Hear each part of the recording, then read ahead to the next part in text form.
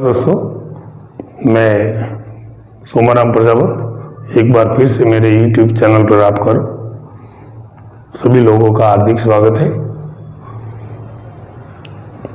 जैसा कि दोस्तों अपने केमिस्ट्री पोर्शन में चल रहा था, तो अपन ने माध्यमिक शिक्षा बोर्ड के जो 4 अध्याय दे रखे उनमें से 5वां और 6वां अपन ने कंप्लीट कर दिया। उसी क्रम में 7वें अध्याय की ओर अपन आज रुख करेंगे, जिसका नाम है परमाणु सिद्धांत, तत्वों का आवर्ती वर्गीकरण एवं उनमें गुणधर्म। जैसा कि दोस्तों इसमें से ये आधा पार्ट लेते हैं अपन, तो इसको तो मैंने बेसिक केमिस्ट्री में वैसे आपको पढ़ा रखा है, और शेष जो आधा पार्ट है उसको भी अपन पढ़ेंगे। और आपको लगे कि नहीं सर हम तो बेसिक वाला तो देखा नहीं, याद नहीं रहा, तो थोड़ा रिकैप के रूप में उसको भी अपन देखेंगे इस पार्ट में क्या क्या है। तो देखिए दोस्तों, इस पार्ट में परमाणु से ही स्टार्ट होता है और बेसिक केमिस्ट्री परमाणु से ही स्टार्ट होती है। तो सबसे पहले दिया हुआ है परमाणु सिद्धांत, जो कि मैंने कणाद से लेकर डाल्टन वगैरह सब आपको स्पष्ट किया था, परिभाषा वगैरह, परमाणु अणु में अंतर भी बता दिया था। जैसा कि मेरे प्लेलिस्ट में जाके आप विज्ञान की वीडियो देख सकते हो। ठीक है, उसी प्रकार से दोस्तों नेक्स्ट क्रम में प्रतिरूप दे रखे हैं। तो परमाणु प्रतिरूप करके मेरा एक वीडियो है जिसमें थॉमसन, रदरफोर्ड और नील्स बोर तीनों के प्रतिरूप दे रखे हैं। आप आराम से वहाँ से विजिट करके साइट पे जाके देख सकते हैं कि सर वहाँ कौन जाएगा, कौन देखेगा, आप ही बता दो थोड़ा बहुत। तो रिकैप मैं यहाँ कर दूंगा। नेक्स्ट क्रम में जो अपन इस पार्ट में पढ़ेंगे इंपॉर्टेंट चीज वो है दोस्तों वर्गीकरण। जैसा कि आपको 1 से 30 तक तत्व मैंने याद करवाए थे, जबकि वर्तमान आधुनिक आवर्त सारणी में कुल ज्ञात तत्व जो है वो 118 है। कुछ प्राकृतिक है तो कुछ संश्लेषित है। उन सभी तत्वों को मिला के 118 है, और 118 तत्वों को किस तरह के अध्ययन की सुविधा से व्यवस्थित किया गया है, उसी क्रम में अपन ने किस ने प्रयास किया था। उसी क्रम में सबसे पहले जो प्रयास किया था वो डोबे राइनर साहब ने किया था।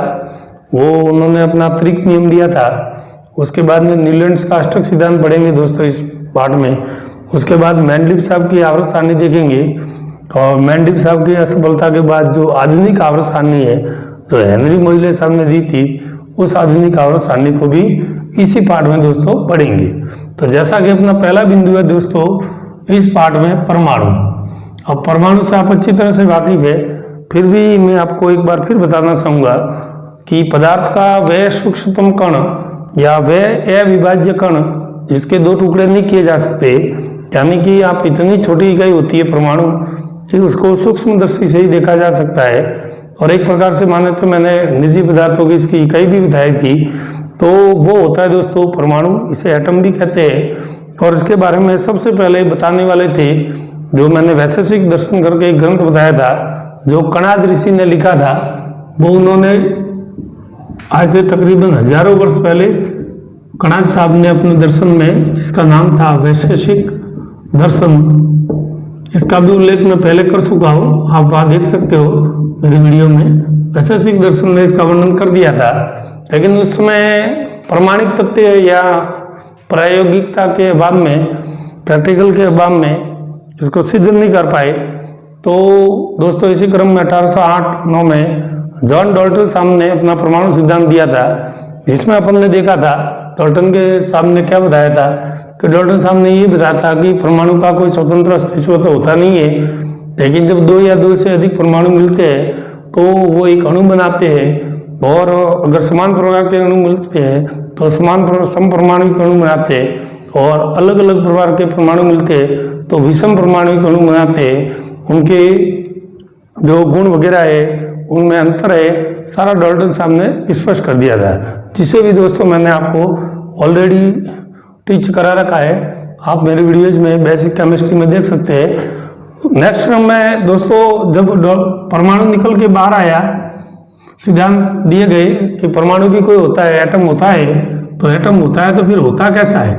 उसी क्रम में दोस्तों मॉडल्स देना जब प्रारंभ किया, तो मॉडल्स के क्रम में भी मैंने पहला बताया था आपको, थॉमसन साहब ने सबसे पहला प्रयास किया था।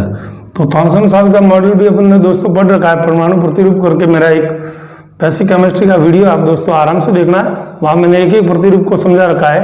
यहाँ भी मैं रिकैप में आपको बताऊंगा कि थॉमसन साहब ने परमाणु प्रतिरूप में इनके मॉडल को या इनके परमाणु प्रतिरूप को प्लम-पुडिंग प्रतिरूप भी कहते हैं। तो थॉमसन साहब ने ऐसा क्या बताया था सर? तो थॉमसन साहब ने कोई ज्यादा बता नहीं पाए थे। उन्होंने कहा था कि परमाणु एक धनावेशित गोला होता है और उसमें इलेक्ट्रॉन जो होते हैं वो इस तरह से अंदर सितराए हुए रहते हैं। तो जापान की एक मिठाई होती है प्लम पुडिंग, ठीक वैसा प्लम एक प्रकार का मिठाई कह दो और पुडिंग एक प्रकार के फल होते हैं, किस तरह से उस पर बिखरे रहते हैं। जैसे मिठाई पे किस तरह से फलों की सजावट या काजू पिस्ते की सजावट करते हैं, ठीक उसी क्रम में इसने एक अपना प्रतिरूप दिया था। लेकिन इन्होंने जो प्रतिरूप दिया तो जैसे कुल मिलाकर इनका जो प्रतिरूप आया उसका परिणाम आया विद्युत उदासीन, क्योंकि इन्होंने धनावेशित गोला बताया परमाणु को और उसके उधर इतनी ही मात्रा में इलेक्ट्रॉन बता दिए। तो दोस्तों आपको मालूम है कि प्लस माइनस तो मैंने पहले ही बता रखा है, प्लस के दो है, मान लो हाइड्रोजन हीलियम का हाइड्रोजन का दिया तो एक धनावेशित गोला बनाया और एक ही इसमें इलेक्ट्रॉन टिका दिया और एक दो प्लस और माइनस क्या हो जाते, कट जाते। उस स्थिति में इनका जो मॉडल था वो दोस्तों क्या हो गया, विद्युत उदासीन हो गया, यानी ये परमाणु की सही ढंग से व्याख्या नहीं कर सके। उसी क्रम में दोस्तों थोड़ा आगे चलते हैं तो अर्नेस्ट रदरफोर्ड साहब ने, जो कि अल्फा कण का अपन बौछार वाला प्रयोग देखा था, किस प्रकार की 20,000 कणों की बौछार की थी अल्फा कणों की, और अल्फा कणों में से उसमें से एक कण किस तरह से लौट के आया था और प्रेक्षण में इन्होंने क्या पाया था कि परमाणु के केंद्र में कुछ न कुछ है। और कुछ न कुछ क्या था दोस्तों, तो वो भी मैं आपको बता दूं, उन्होंने अपनी नाभिक की व्याख्या की थी, किसने, रदरफोर्ड साहब ने। और इन्होंने फिर घूम फिर के अपना जो अंत में ऑब्जर्वेशन करके जो मॉडल दिया था वो दोस्तों को इस प्रकार से दिया था। रिकैप बता रहा हूं मैं, फुली डिटेल नहीं बताऊंगा क्योंकि पहले इसका वीडियो अपलोड है, आप वहां से देख सकते हो। तो इन्होंने बताया था कि ये आंतरिक भाग होता है, यहाँ पर दो कण रहते हैं नाभिक में, प्रोटॉन और न्यूट्रॉन, और इलेक्ट्रॉन होता है वो निरंतर सतत रूप से बाहर चक्कर लगाता रहता है। ऐसा कह के इन्होंने अपना प्रतिरूप स्पष्ट कर दिया है। लेकिन इनसे जब पूछा गया कि इलेक्ट्रॉन अगर लगातार घूमता है तो ये ऊर्जा कहाँ से प्राप्त करता है, इसका जवाब रदरफोर्ड साहब नहीं दे सके। दूसरा, अगर लगातार कोई घूमता है या लगातार काम दोस्तों होता है समान गति से, तो उसका ग्राफ भी कैसा आना चाहिए, स्पेक्ट्रम कैसा आना चाहिए, सीधा आना चाहिए। लेकिन जो इनका स्पेक्ट्रम आया था ग्राफ का, वो क्वांटा या बंडल्स के रूप में आया था। इन दोनों ही बातों को नहीं समझा सका, ये रदरफोर्ड की कमियां थी और इसी कमी को दूर किया था बाद में नील्स बोर साहब ने। बोर साहब के बारे में भी आप अच्छी तरह दोस्तों जानते हैं कि बोर साहब ने फिर जो मॉडल दिया, मॉडल तो ठीक उसी प्रकार का था, नाभिक भी था सर, कक्षाएं भी थी, लेकिन उन्होंने कक्षाओं की व्याख्या कर दी और 4 कक्षाओं के रूप में इस तरह से अपने को एक मॉडल दिया और कक्षाओं के नाम दे दिए KLMN 1 2 3 4। और इन्होंने फिक्स बता दिया कि प्रत्येक कक्षा में रहने वाले इलेक्ट्रॉन की संख्या निश्चित होती है और इसका एक सूत्र भी दे दिया जो 2n² से अपन ज्ञात कर सकते हैं। और दोस्तों अपन ने ज्ञात किया भी था, प्रथम कक्षा में 2 रहते हैं, दूसरी कक्षा में 8 रहते हैं, तीसरी कक्षा में 18 रहते हैं और चौथी कक्षा में दोस्तों 32 रहते हैं। और फिर इन्होंने उपकोष कक्षा सारी व्याख्या इन्होंने नील्स बोर साहब ने कर दी थी और इनके प्रतिरूप को सर्वमान्य प्रतिरूप माना गया कि परमाणु किस तरह से रहता है। फिर इनसे पूछा गया कि ऊर्जा कहाँ से प्राप्त करता है, तो इन्होंने स्पष्ट कर दिया था कि निम्न कक्षा से जब उच्च कक्षा में जाएगा तो इलेक्ट्रॉन को ऊर्जा लेनी पड़ेगी और उच्च कक्षा से अगर कोई इलेक्ट्रॉन निम्न कक्षा में आता है तो वो ऊर्जा का उल्टे क्या करेगा, उत्सर्जन करेगा। दूसरी बात उनसे पूछी गई कि लगातार घूमता है तो फिर ये क्यों नहीं गिरता है इसके अंदर, तो ये भी इन्होंने स्पष्ट कर दिया था कि 2 बल कार्य करते हैं। तो मैंने दोस्तों आपको प्रतिरूप में स्पष्ट बता रखा है इस तरह से 2 बल कर, ये एक तो नाभिक की ओर खींचता है और एक बाहर की ओर बल लगता है, अपकेंद्रीय और अभिकेंद्रीय बल। इन दोनों बलों को स्पष्ट करते हुए उन्होंने कहा कि इन दोनों का मान समान रहता है, इसलिए इलेक्ट्रॉन बाहर ही घूमता है, कभी कक्षा के अंदर समाता नहीं है, ऐसा नील्स बोर ने स्पष्ट कर दिया। फिर उन्होंने ये भी कहा था कि घूमते हुए इलेक्ट्रॉन का जो कोणीय संवेग होता है वो h बराबर h/2π का पूर्ण गुणांक होता है, यानी कि 1 2 3 4 इस तरह के रूप में होता है। कोणीय संवेग क्या होता है दोस्तों, इतना डीपली अपने को जानने की जरूरत नहीं है, बेसिक केमिस्ट्री पढ़ रहे हैं तो संवेग से आप परिचित है कि वेग में परिवर्तन की दर को संवेग कहते हैं। तो कोणीय संवेग भी स्पष्ट कर दिया, यानी सारी बातें जो थी कमियां इन थॉमसन और रदरफोर्ड की, वो नील्स बोर साहब ने दूर कर दी थी। और इस प्रकार से दोस्तों अपन ने परमाणु और डाल्टन का परमाणु सिद्धांत सारे प्रतिरूप पढ़ने के बाद अपने सामने व्यवस्थित परमाणु का प्रतिरूप आया और मूलभूत कण 3 निकल के आए, इलेक्ट्रॉन, प्रोटॉन और न्यूट्रॉन। इलेक्ट्रॉन, प्रोटॉन और न्यूट्रॉन, और इसके बाद इसका इलेक्ट्रॉनीय विन्यास वगैरह सारी बातें, इलेक्ट्रॉनिक विन्यास का अलग से वीडियो अपलोड है दोस्तों, देखना। 1 से 30 तक के तत्वों का किस तरह से क्रम रहता है, किस तरह से कक्षाओं में भरे जाते हैं, वो भी मैंने सारा बेसिक केमिस्ट्री में पढ़ा रखा है। रिकैप के रूप में आपको बता दूं कि ये 2, 8, 18, 32 किस क्रम में भरे जाएंगे, तो वो भी उपकोष वगैरह, कक्षक, सारा स्पष्टीकरण पहले की बेसिक केमिस्ट्री में अपना हो चुका है। तो नील्स बोर साहब के मॉडल के बाद निकल के परमाणु स्पष्ट हो गया कि परमाणु क्या होता है और परमाणु के कण किस तरह से व्यवस्थित रहते हैं। फिर सर धीरे धीरे तत्वों की खोज जारी थी, तत्व प्रकृति में मिलते रहे और तत्वों की संख्या धीरे धीरे बढ़ रही थी। तो कोई भी चीज जब ज्यादा बढ़ जाती है तो उसका अध्ययन करना मुश्किल होता है, क्योंकि दोस्तों हर किसी की अलग अलग विशेषता होती है। कोई धात्विक गुण रखता है तो कोई अधात्विक गुण रखेगा, कोई गैसीय अवस्था में होता है तो कोई ठोस अवस्था में होता है, कोई द्रव अवस्था में होता है। तो अगर एक ही लाइन से या एक ही क्रम से उनको अगर व्यवस्थित करेंगे, मान लो एक दुकान में भी आप देखते हो तो किस तरह सिस्टमेटिक सामान पड़ा रहता है कि साबुन है तो साबुन की जगह रहेंगे, शक्कर शक्कर की जगह रहेगी। जो भी अपने किराने की दुकान में हजारों आइटमें मिलती है, लेकिन किस क्रम में जुड़ी हुई है, किस तरह में मेडिकल में हजारों प्रकार की दवाई मिलती है, किस तरह से वो अरेंजमेंट रखते हैं कि ग्राहक आते ही तुरंत उनके हाथ में पहुंच जाए। तो ऐसा करने की जरूरत क्यों पड़ी? क्योंकि तत्वों का सुगमता से अध्ययन करना पड़े या कर सके, तो सुगमता से अध्ययन कर सके या करवा सके या किसी को पढ़ा सके, इसलिए अपन को क्लासिफिकेशन की जरूरत पड़ी। तो सबसे पहले दोस्तों तो प्रश्न यही बनता है कि वर्गीकरण की आवश्यकता क्यों पड़ी? तो वर्गीकरण की आवश्यकता इसलिए पड़ी क्योंकि तत्व धीरे धीरे बढ़ते जा रहे थे और बढ़ते बढ़ते 56 हुए, 63 हुए और वर्तमान में तो दोस्तों 118 तत्व है। अगर इनको सही क्रम में नहीं जमाया गया तो फिर अध्ययन करना इनका मुश्किल हो जाएगा। इसलिए इनको सुगमता से अध्ययन कर सके, इनके गुण धर्मों को आप व्यवस्थित रूप से पढ़ सके, इनको इसी क्रम में वर्गीकरण की आवश्यकता महसूस हुई और एक एक ने अपना वर्गीकरण देना शुरू किया। इसके प्रथम क्रम में दोस्तों अपन इस पार्ट में पढ़ेंगे जहाँ से रियल टीम पार्ट यहाँ से शुरू होता है। ये सर इतनी सारी बातें बताई, ये मैंने पहले बता दी है दोस्तों, और मेरे पहले के जो वीडियोज है उसको आप देखना। ये एक भी बात ऐसी नहीं है जहाँ नहीं बताई, विस्तार से मैंने बता दी और उनका अलग अलग वीडियो अपलोड है, आप बेसिक केमिस्ट्री में देख सकते हो। तो मैं हो सका तो मेरे डिस्क्रिप्शन में भी आपको लिंक भेज दूंगा इन वीडियो की, बाकी आप मेरी प्ले लिस्ट खोल के इनके वीडियो आप आराम से देख सकते हो। तो आधा पार्ट तो अपना 7वां इसी में समाप्त होता है और आधा जो पार्ट शेष रहता है वो तत्वों के बारे में, यानी एलिमेंट्स जो 118 है उनके बारे में ज्ञान करवाया जाएगा। इन एलिमेंट्स को किस तरह से बांटा गया, शुरू में एलिमेंट्स कम ही थे तो डुबेराइनर साहब ने किस तरह बांटे, फिर थोड़े बड़े तो नीलैंड साहब ने अपना अष्टक सिद्धांत कैसे दिया, फिर और थोड़े बड़े तो फिर मेंडलीफ ने सबसे पहला जो आवर्ती वर्गीकरण किया था वो मेंडलीफ साहब ने ही किया था। आवर्ती वर्गीकरण मतलब आवर्त सारणी जो आज आप देख पा रहे हो, जो किस तरह से अपनी किताब में बनी हुई है, तो खड़े और आड़े खाने हैं, इस तरह से आप देखते हो। तो ये वर्ग कहलाते हैं और ये कहलाते हैं दोस्तों आवर्त। तो आवर्त आधुनिक आवर्त सारणी में 7 आवर्त है और 18 वर्ग है, और तो इसको कहते हैं आवर्ती वर्गीकरण। तो आवर्ती वर्गीकरण का सबसे पहला प्रयास किया था वो मेंडलीफ साहब ने किया था, लेकिन मेंडलीफ साहब ने भी कुछ कमियां रह गई थी, कुछ दोष रह गए थे, वो इस पार्ट में अपन पढ़ेंगे।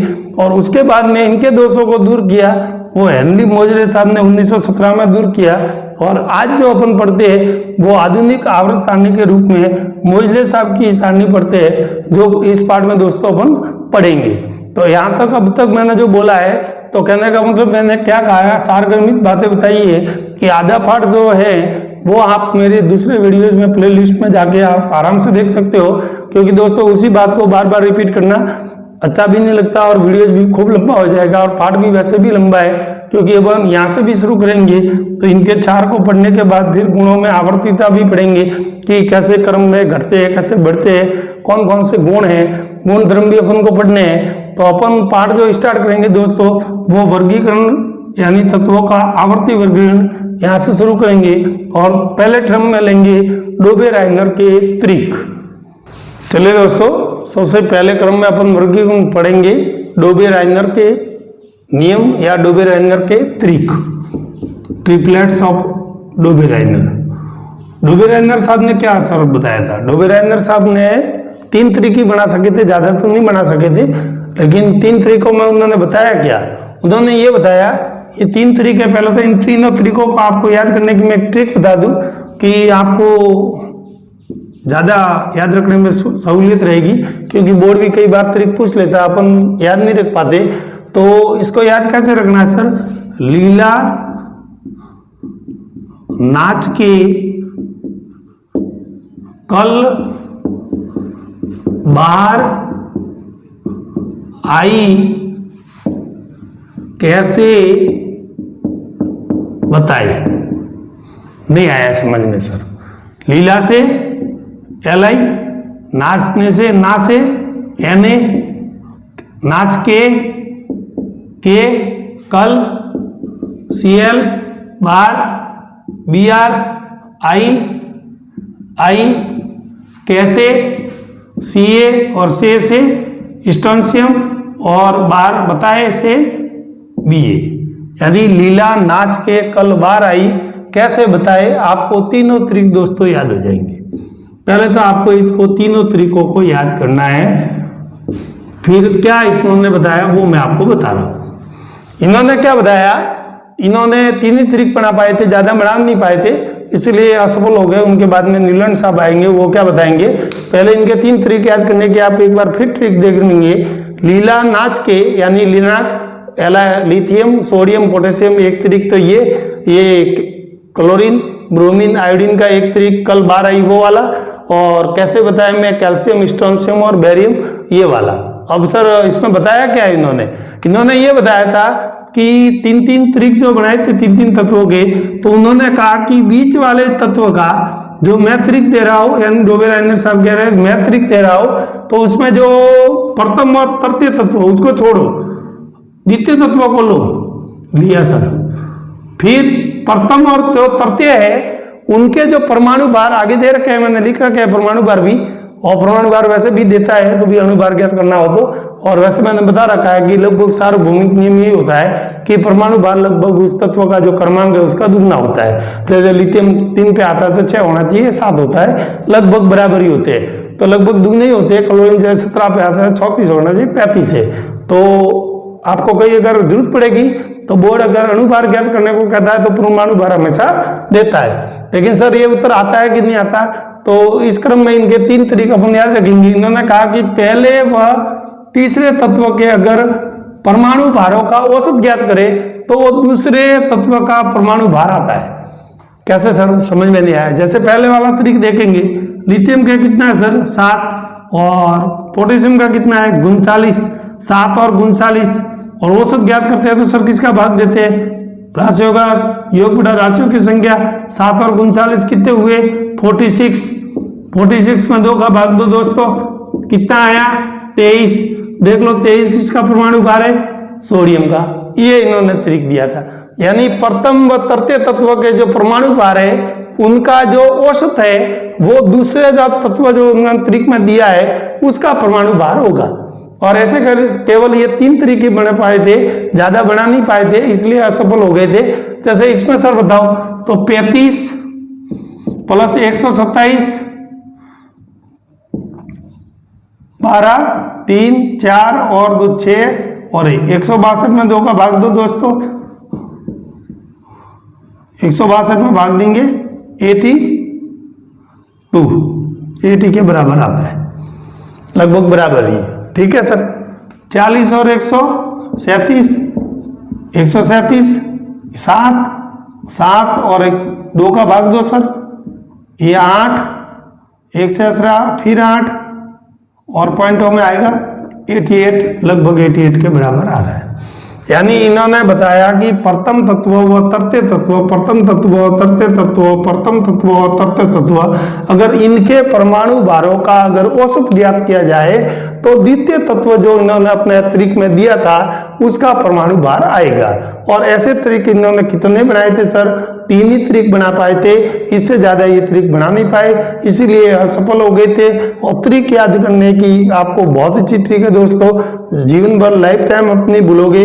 लीला नाच की कल बार आई कैसे बताए, तो आपको तीनों तरीके याद रह जाएंगे। बोर्ड में हो सकता है डोबे राइनर का एक तरीक लिखिए, एक उदाहरण में पूछ सकता है तो अपन ने कौन सा तरीक लिखे इसमें ये घुसा दोगे। इससे बढ़िया है कि आप इस ट्रिक से याद रखेंगे तो लाइफ टाइम आप भूलेंगे भी नहीं, और दूसरी बात याद करने में भी दोस्तों क्या रहेगी? सहूलियत। तो ये थे डोबे राइनर साहब के सर तरीक जो उन्होंने पहला प्रयास किया था तत्वों को बांटने का, लेकिन असफल हो गए थे। केवल 3 तरीक देके अपने बात को खत्म किया था। उसी नेक्स्ट क्रम में अपन दोस्तों देखते हैं न्यूलैंड साहब का अष्टक सिद्धांत, उन्होंने क्या बताया।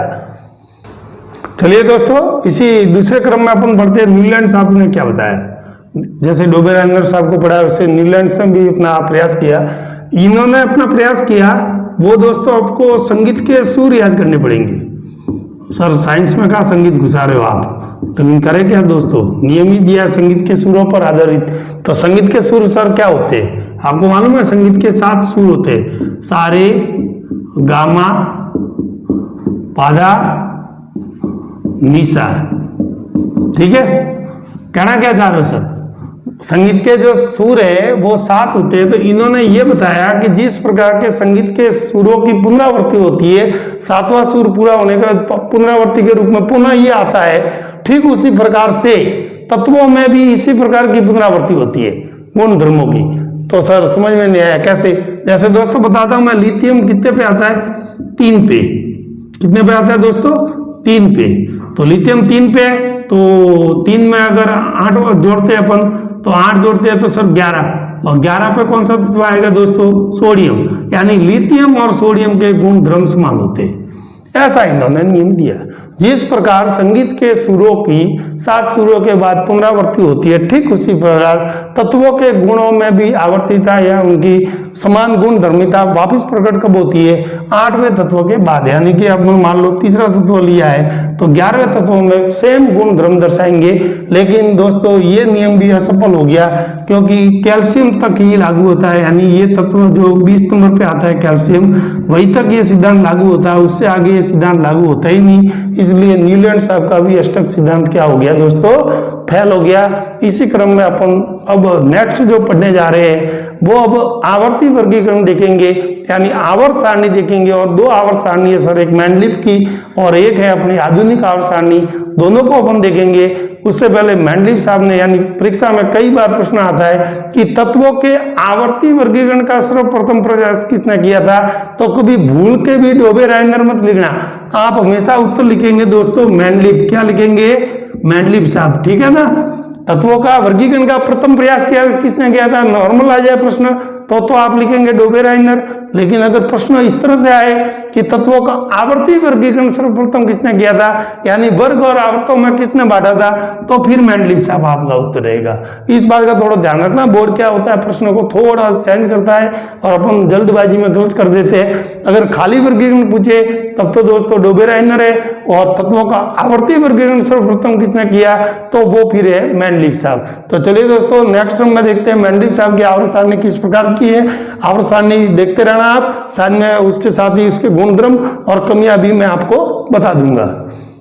चलिए दोस्तों इसी क्रम में अपन आवर्ती वर्गीकरण में सबसे पहले देखते हैं मैंडलिप साहब की आवर्त सारणी की। सबसे पहले देखेंगे दोस्तों अपन आवर्त सिद्धांत, यानी मैंडलिप साहब ने अपना आवर्त सिद्धांत क्या दिया, तो तत्वों के जो गुणधर्म है उनके परमाणु भारों के आवर्ती फलन होते हैं।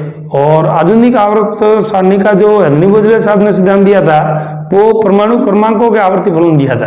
पहले तो इन दोनों का आवर्त सिद्धांत तो बोर्ड में कई बार पूछते हैं, तो आप ध्यान रखना मैंडलिप साहब का आवर्त सिद्धांत क्या है। तो मैंडलिप साहब ने आवर्त सिद्धांत दिया था कि तत्वों के गुणधर्म उनके परमाणु भारों के बढ़ते क्रम में क्या होते हैं, वापिस पुनरावृत्ति उनके गुणों की होती है। तो परमाणु भार के आधार पर उन्होंने आवर्त सारणी दी, जबकि आधुनिक आवर्त सारणी है वो दोस्तों अगले टर्म में जब वो पढ़ेंगे वो है परमाणु क्रमांक, यानी हाइड्रोजन, हीलियम, लिथियम जो अपन ने क्रम से 30 तक तत्व याद किए थे उन क्रमांकों के आधार पर दी गई थी और वही ज्यादा सफल हुई थी। इनकी भी कुछ सफलता के कारण है और कुछ इनकी कमियां रह गई थी जो बाद में मोइजले साहब ने दूर की थी। तो चलिए दोस्तों देखते हैं मेंडलीव साहब ने क्या क्या बताया। तो सबसे पहले दोस्तों मैंने यही आवर्त सिद्धांत आपको कहा कि तत्वों के गुण द्रव्य उनके परमाणु भारों के आवर्ती फलन होते हैं। यानी सर विशेषताएं बताओ, तो आवर्त सारणी पूर्णतः परमाणु भार पर आधारित है। परमाणु भार पर आधारित है तो अब परमाणु भार को भी कैसे आरोही क्रम में जमाया गया है, यानी 1 2 3 4 5 6 7 8 इसको आरोही क्रम बोलते हैं। असेंडिंग ऑर्डर, डिसेंडिंग ऑर्डर आप जानते हैं। तो बढ़ते क्रम में ही होना चाहिए, यानी सब बढ़ते क्रम में ही होना चाहिए। फिर सर इनकी आवर्त सारणी की विशेषता बताओ।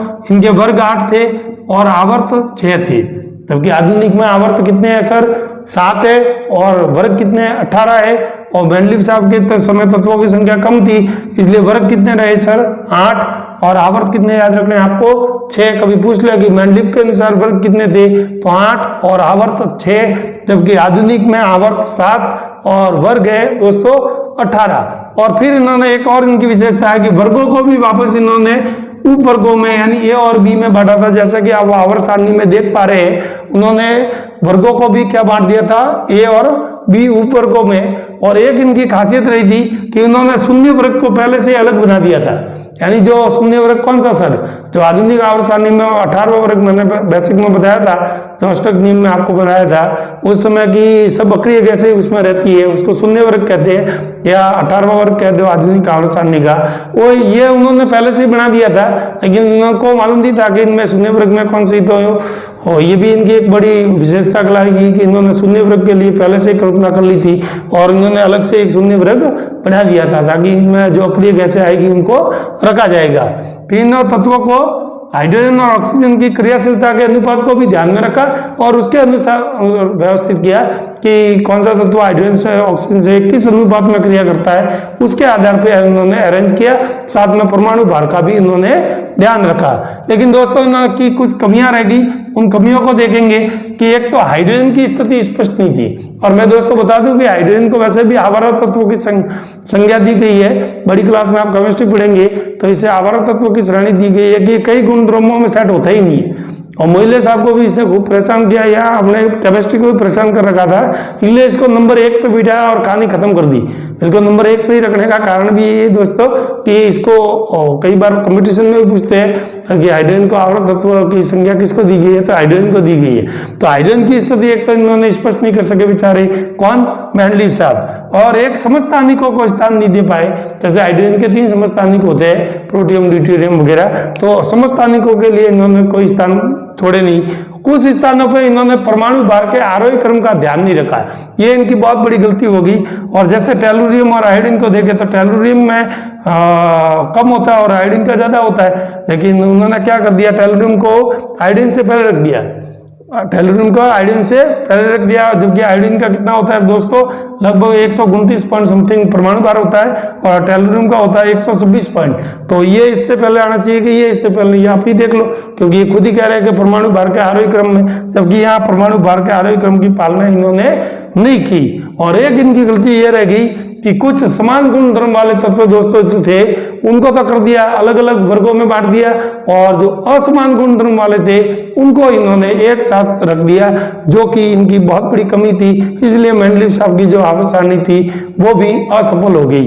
लेकिन दोस्तों इसकी एक बहुत बड़ी उपलब्धि रहेगी मेंडलीव साहब की कि इन्होंने ऐसे तत्व जो ज्ञात भी नहीं थे उनके लिए पहले से रिक्त स्थान रख दिए और उनके लिए नाम भी उन्होंने अपने हिसाब से दे दिए।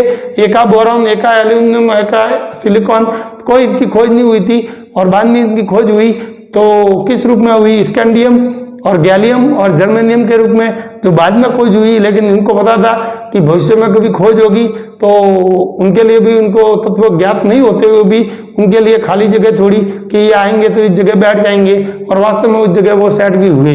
तो इस क्रम में 3 एक तत्वों के लिए उन्होंने जगह छोड़ी थी, एका बोरॉन, एका एल्यूमिनियम और एका सिलिकॉन। इन्होंने नाम दे दिया था अपने हिसाब से, जो बाद में किन तत्वों के रूप में उभरे, स्कैंडियम, गैलियम और दोस्तों जर्मेनियम।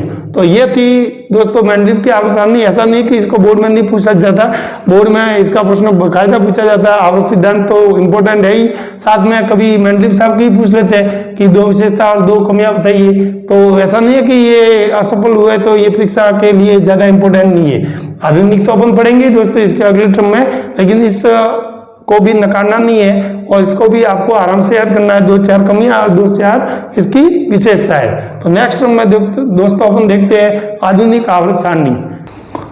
चलिए दोस्तों नेक्स्ट में अपन वर्गीकरण देखते हैं, आवर्ती वर्गीकरण जो आधुनिक आवर्त सारणी के रूप में जाना जाता है, जिसे 20वीं शताब्दी में तकरीबन 1917 में हेनरी बेयले साहब ने दी थी। और इनका सर आवर्त सिद्धांत उन्होंने तो परमाणु भार के आधार पे दिए, इन्होंने जो दी वो परमाणु क्रमांक पे दी। यानी इनकी आधुनिक जो आवर्त सारणी है पूर्णतः परमाणु क्रमांक पे है, यानी 1 से लेकर 118 तक बढ़ते क्रम में दी हुई है। और कुल सर वर्ग पहले भी बताया फिर बता रहा हूं 18 वर्ग है और 7 आवर्त है। तो जैसा देख पा रहे हो आप आवर्त सारणी के चित्र में भी जो ये रहते हैं क्षैतिज ये आवर्त कहलाते हैं और खड़े जो होते हैं ये वर्ग कहलाते हैं। इसी वर्गों में उन्होंने बांट रखे हैं कि धातुएं है वो सब आप देख पा रहे हो, सारणी में रंग भी अलग है। धातुएं बाई ओर है और जो अधातु है वो दाई और बीच में चिड़ी नुमा जैसे आप आवर्त सारणी में देख पा रहे हो चित्र में, वो उप धातु है, ठीक है ना। तो उप धातु में वो बीच में सीढ़ी नुमा दर्शाया गया है और धातु को बाई ओर और धातु को दाई ओर, जैसा कि आप चित्र में देख पा रहे हैं आधुनिक आवर्त सारणी में। फिर सर इनको 4 ब्लॉक SPDF में बांटा गया। ये ब्लॉक क्या होते हैं सर? तो ब्लॉक ये होता है, मैंने इलेक्ट्रॉनिक विन्यास बताया था, जिसका इलेक्ट्रॉनिक विन्यास जिसमें उपकोष में खत्म होता है वो उसी उपकोष ब्लॉक का तत्व होता है। नहीं आया समझ में? जैसे आपको मैं बताऊं कार्बन का, तो 1s2 2s2 2p2, तो अब कार्बन है वो कौन से ब्लॉक में गया, उसका अंतिम तत्व इलेक्ट्रॉन है वो 2 किस में भरे जा रहे हैं, P ब्लॉक में, तो ये P ब्लॉक का तत्व हो गया। यानी D में भरा जाएगा तो वो D ब्लॉक का, P में भरा जाएगा तो P का और S में ही रह गया। जैसे मान लो बेरिलियम ले लिया 1s2 2s2, तो बेरिलियम आ जाएगा S ब्लॉक में। तो इस प्रकार 4 ब्लॉक बने थे S, P और D और F, और 2 इन्होंने अलग से ही नीचे लैंथेनाइड और एक्टिनाइड जैसे आप चित्र में देख पा रहे हैं, जो कि इनसे गुणों में मेल नहीं खा रहे थे या गुण ध्रुवों में डिस्टर्ब कर रहे थे, तो उठा के उनको नीचे ही डाल दिया, जिसे लैंथेनाइड और एक्टिनाइड श्रेणी कहते हैं। तो बीच में से काट के डाली हुई है, जो क्रमांक से आप स्पष्ट देख सकते हैं। और सर इसकी विशेषता है 18वां वर्ग, जो मैंने पहले भी बता दिया, अक्रिय गैसों का या उत्कृष्ट गैसों या नोबल गैसों का जो विन्यास है वो सारा उसी में दे रखा है। जैसा कि आप 18वां वर्ग देख सकते हो, जहाँ हीलियम से शुरू होता है और पहला जो वर्ग होता है, पहला जो आवर्त भी है वो अति लघु आवर्त है, क्योंकि 2 ही तत्व है सर। इस कोने में हाइड्रोजन देख पा रहे हो आप, उधर हीलियम देख पा रहे हो, तो हाइड्रोजन हीलियम वाला वर्ग देखिए आप, हीलियम है, नियोन है, ऑर्गन है, जिनोन है, क्रिप्टॉन है, रेडोन है, ये सारी अक्रिय गैसें हैं, यानी ये किसी से क्रिया नहीं करती और इनका अष्टक पूर्ण होता है। 17वें वर्ग के तत्व जस्ट इससे आगे वाले हैं वो सर हैलोजन तत्व कहलाते हैं, और कई बार बोर्ड पूछता भी है 17वें वर्ग के तत्व क्या कहलाते हैं, तो हैलोजन तत्व कहलाते हैं। फिर सर इनकी कमियां क्या रही आधुनिक आवर्त सारणी से? वैसे तो कोई कमियां नहीं है, सारे जो गुणों की आवर्तिता थी वो सारी मेंडलीव के जो दोष थे वो कम हो गए, दूर हो गए, और गुणों में जो आवर्तिता थी, जैसे अपन आगे नेक्स्ट सेशन में पढ़ाऊंगा कि परमाणु त्रिज्या है, संयोजकता है, इलेक्ट्रॉन बंधुता है, आयनन विभव है, किस क्रम में बढ़ते करते हैं, बिल्कुल आधुनिक आवर्त सारणी स्पष्ट होता है और उससे अपन को पता भी पड़ता है और सारे नियमों का पालन हो रहा है। तो आधुनिक आवर्त सारणी 118 तत्वों को किस क्रम में व्यवस्थित किया गया है हाइड्रोजन से लेके, तो सारा जो दोष थे मेंडलीव के वो दोष दूर हो गए थे, लेकिन 2 कमियां इसकी भी रह गई थी सर। और विशेष तो बोर्ड था इसका पूछता है, इसमें भी हाइड्रोजन की एक तो स्थिति स्पष्ट नहीं कर सके। मैंने कहा था ना मोइले साहब भी परेशान हो गए, इसको नंबर 1 पे बिठा दिया, और ये भी समस्त आनिकों को उचित स्थान नहीं दे पाए। यानी आधुनिक आवर्त सारणी की भी 2 कमियां रह गई, एक तो हाइड्रोजन की स्थिति स्पष्ट नहीं थी, और दूसरी बात दोस्तों समस्त आधुनिकों को उचित स्थान मूल्य सब भी नहीं दे सकते। और बाकी आधुनिक आवर्त सारणी है वो जो तत्वों के गुणों में अपन आवर्तिता पढ़ेंगे, जो अगले सेशन में मैं आपको पढ़ाऊंगा कि परमाणु त्रिज्या है, संयोजकता है, आयनन विभव है, किस तरह क्रम में बढ़ते हैं, कि आवर्त में जाने पर किस प्रकार घटते हैं, किस प्रकार बढ़ते हैं, किस प्रकार वर्ग में ऊपर से नीचे जाते हैं, आवर्त में बाएं से दाएं चलते हैं। तो सारे गुणधर्म जो है दोस्तों किस तरह बढ़ते घटते हैं वो अपन नेक्स्ट सेशन में लेंगे। तो आज का सेशन दोस्तों कैसा लगा कमेंट करके जरूर बताएं और अपनी अनमोल राय देते रहे और अधिक से अधिक अपने दोस्तों को शेयर करें, मेरे चैनल को सब्सक्राइब करें। और दोस्तों मेरा वादा मैंने आपको किया हुआ है, टिल बोर्ड एग्जाम में आपसे जुड़ा रहूंगा और बोर्ड में आपको लॉकडाउन चले या नहीं चले आपकी पढ़ाई जारी रहेगी और डेली वीडियोज मिलते रहेंगे। तो दोस्तों आज के लिए इतना ही, जय हिंद।